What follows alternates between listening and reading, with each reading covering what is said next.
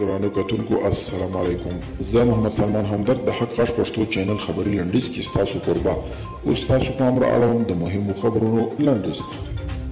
اسوسییټډ پریس ویلي چې د امریکا د استخباراتي ادارې CIA مشر تیره اونۍ په پټه کابل ته راغلی دی.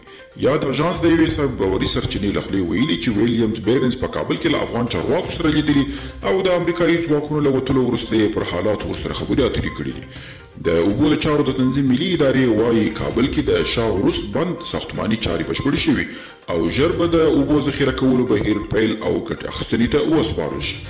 د امریکا د دفاع وزارت ویان په تازه څرګندونو کې ویلي چې شپږ B-50 ډوله الوتکې به له افغانستانه د بهرنیو ځواکونو د وتلو د بهیر ساتنه کوي او ترڅنګ یې په افغانستان کې د امریکایي ځواکونو شمیر هم ډیریږي څو د وتلو په بهیر کې د امریکایي ځواکونو امنیت تامین کړي. او نیویارک ټایمز ورځپاڼې په یوه لیکنه کې ویلي چې له افغانستان څخه د ځواکونو ایستل او د دا هیواد یوازې پرېښودل تاریخي تېروتنه ده.